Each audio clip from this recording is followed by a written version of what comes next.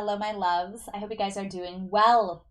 Welcome into your reading for the full moon in Aquarius. So let's just dive right into what full moon energy is.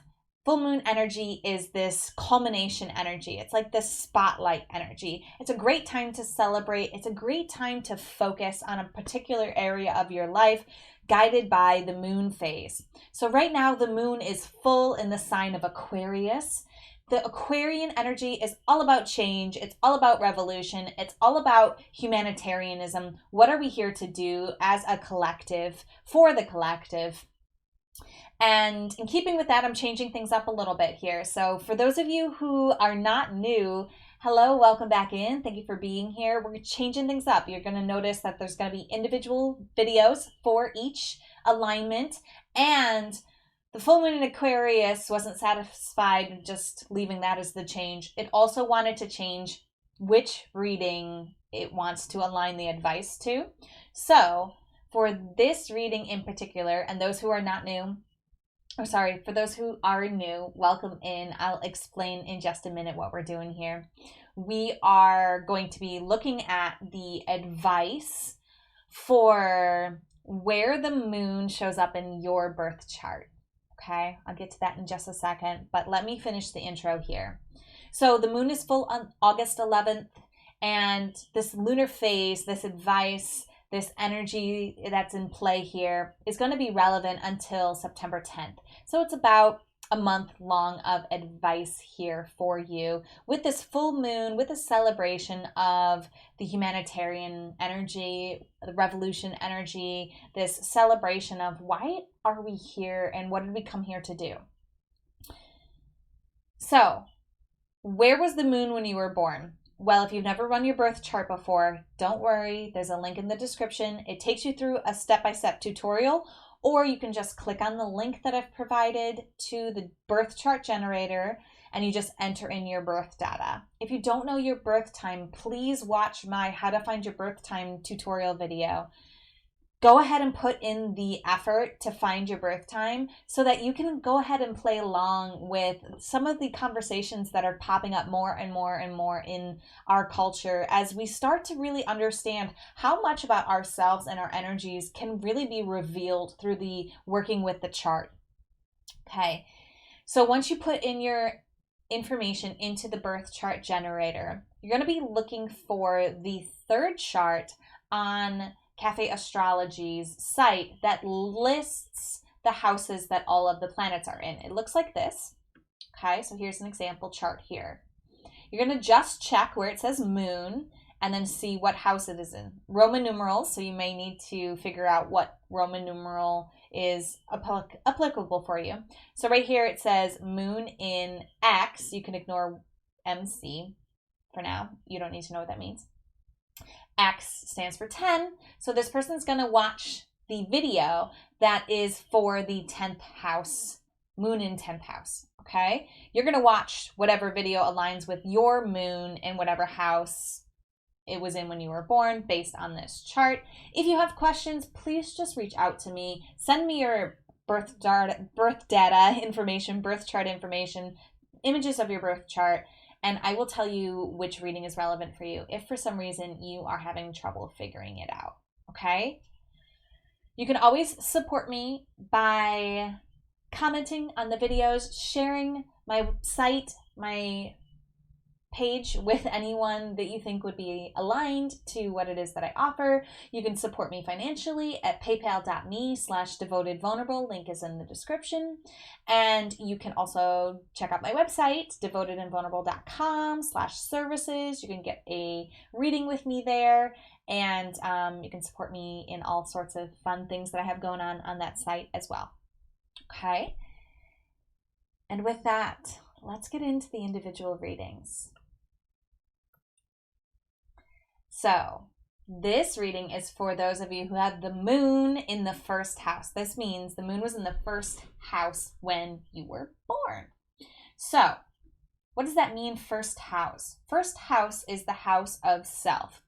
So whatever astrological sign the moon was in when you were born, that's the energy of the moon, the energy of the emotions, which the moon stands for.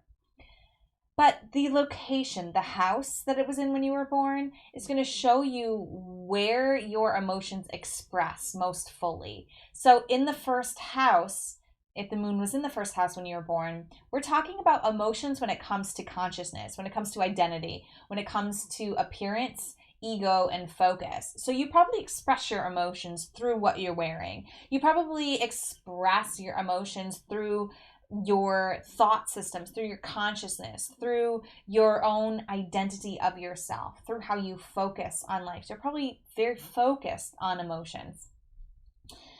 This is how it plays out. So I think that's all I really have to share on that. Let's get to, and you saw over there that we're doing the Angel Therapy deck by Doreen Virtue. Okay, so if we do this, yes, okay. It's the back of the card, and now we're just going to get into the reading.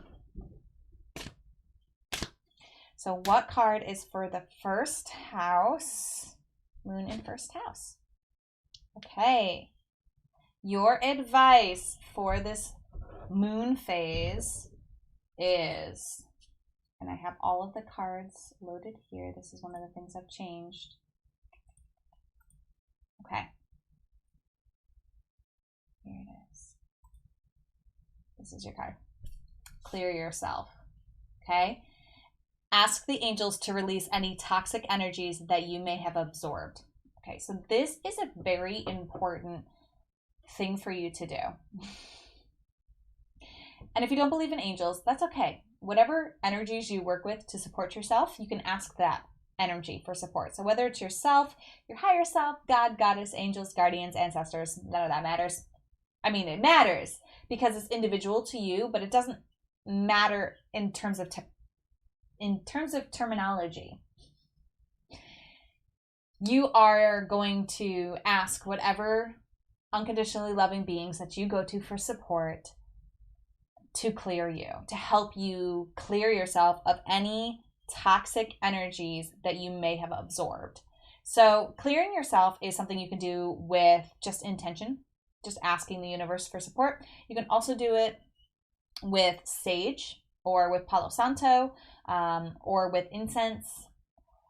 If you don't know how to do it, you can just look up on YouTube real quick. It's a real easy, simple process. You light it and then you just let it go all over you. So like this is an example of a sage bundle. Yeah. And actually I have some sage right here. So I'm going to not only show you how to clear yourself, but also just do a little bit of virtual smudging for you, which is virtual clearing of your energy. Okay. Since I have all of this stuff right here. Okay, so I'm sending some sage over to you.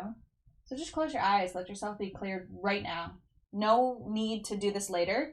Do it right now and do it often. You can come back to this video and me offering this to you, or you can get your own sage. But see, watch, I'm just wiping it in front of me and letting it pass over my body, going under my arms. You also want to get under your feet. It's really important to clear the feet. This just helps you to release any energy that you've absorbed that's not yours, okay? That's really what saging helps you to do.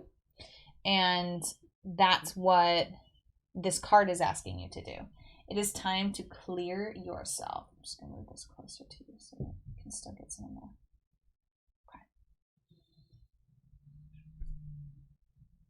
I think that's all I have for you guys. Oh, no, let's link it back to the first house, okay? Because the full moon in Aquarius was very clear that it wanted to link this to where the moon shows up for you. Your emotions need clearing, okay? You've absorbed energies that aren't yourself, okay? Because this moon was in the first house when you were born, and that's the house of self. They're really pointing out that your emotions are not aligned with yourself. So in order to do that, you need to clear yourself. Clear yourself in order to align back with your true self emotionally, okay? Physically, spiritually. Let yourself be cleared. Let yourself be cleansed. Let yourself be supported in coming back to you, your own identity, your own emotional identity, your own emotional truths. Okay. A lot of times when we're empathic and we're just trying to understand what everyone else is going through, we lose sight of what we're going through because we've absorbed so many emotions. Another thing that can happen, I don't know if y'all know this, but you can absorb emotions from TV characters, from songs that you're listening to, stories that you hear people tell or that you read. So some of the energies that you might be running through your body could actually be storylines, emotions from other people, other situations outside your actual environment that are influencing your emotions. You're thinking that these emotions are yours and they're not. So you need to clear yourself in order to really get